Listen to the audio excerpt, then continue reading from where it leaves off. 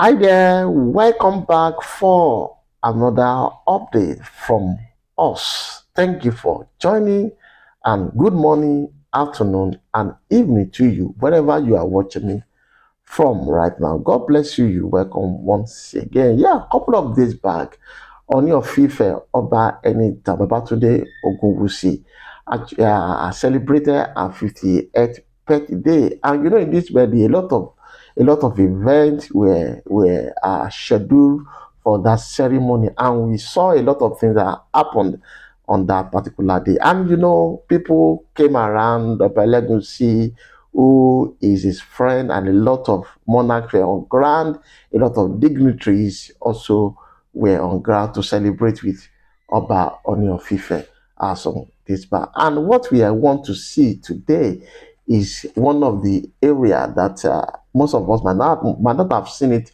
on social media. That is Mary Olubori. And Prophet Mary Olubori has been a good friend to the palace and a good friend to Oni of Ife. And she came around and for luxury. She was there to celebrate with Oni of Ife. And on the dance floor, and her way that she used to dance very well on the dance floor with Queen Mariam and Yala Dua, and also this other queen, that is Queen Tobi King Queen, was also on ground to dance with Prophetess Olubori, and the musician Ebenezer Obey and Sunny Ade was on ground too. So a lot of things were seen in that particular video, which I would love us to watch and see for ourselves what actually happened. Dance everywhere. So money was sprayed there too. So these are the things I want us to watch in this particular video. Prophetess Mary Olubori, Queen Mariam Ogunwusi, and Queen Tobiloba Philip Ogunwusi was on ground. And also,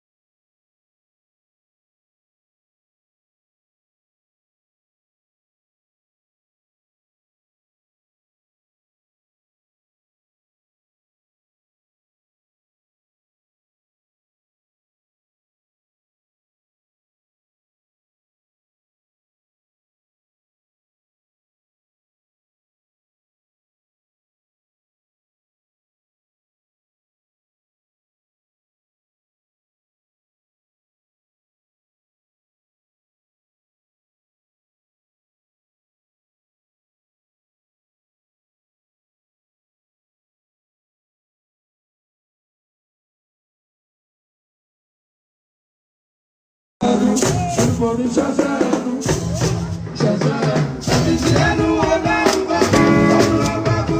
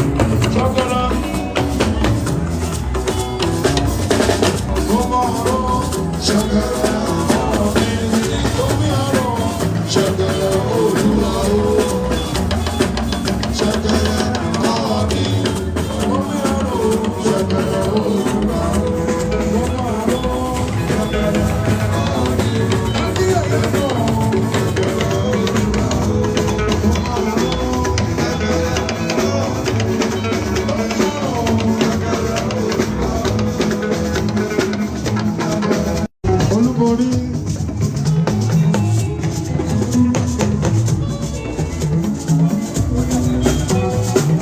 Olubori, Olubori.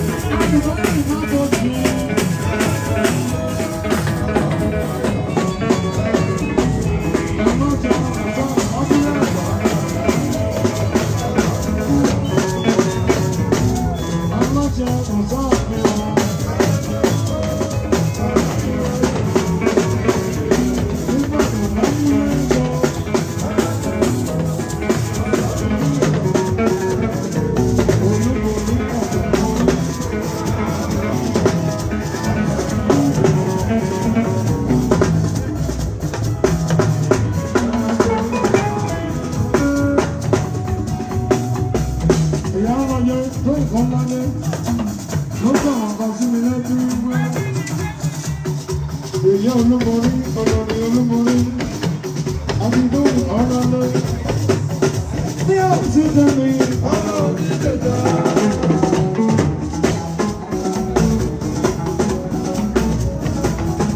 Bí ó ti tẹ̀lé ọ̀rọ̀ onídẹ̀dá.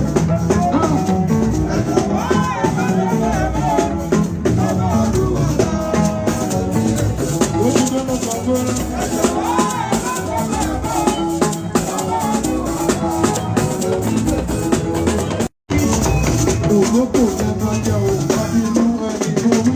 Ògbókò lẹ máa jẹ òun abínú ẹni.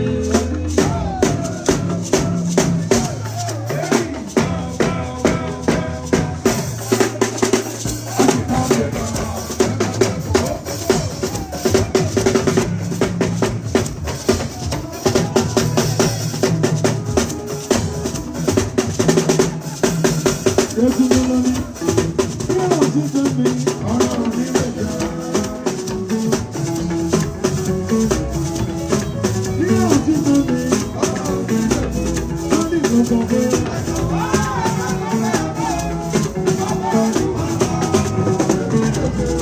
Lórí gbogbo pé.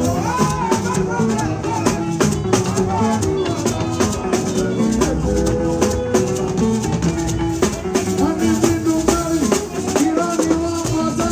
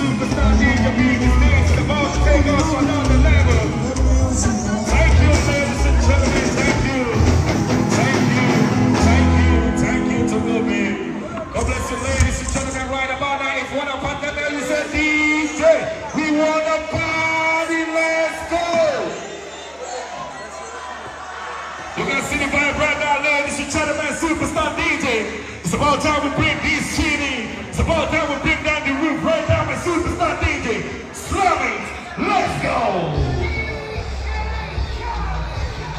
Sensational DJ being the screen. Are you ready? I love you, say, particular. You in particular. I love you, in particular.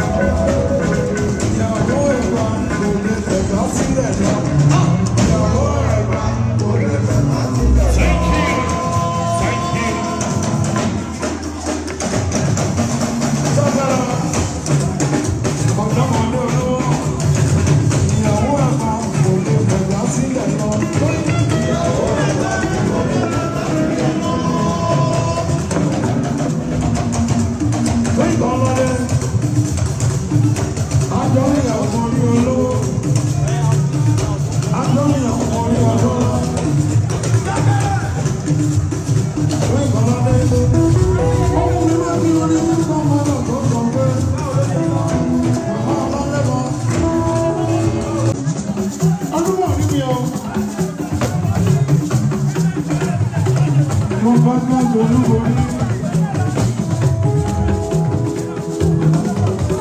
Àwọn olórin tó bí o. Ẹni àmì lọ́wọ́ ọlọ́run ọba o. Ní Nàìjíríà, ní lọ́dọ̀ àwọn olórin ọ̀hún. Prophetess Olubori o. Àwọn olórin tó bí o. Olubori o.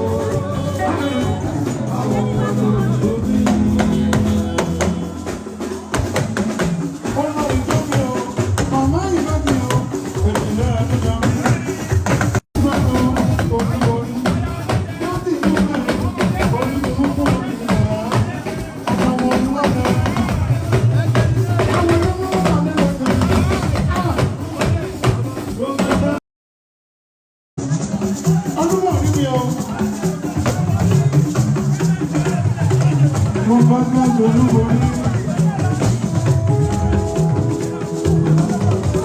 Àwọn olórin tó mi o.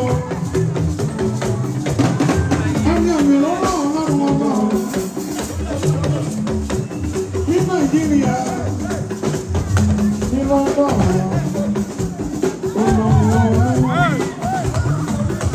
Prophetess Olubori. Àwọn olórin tó mi.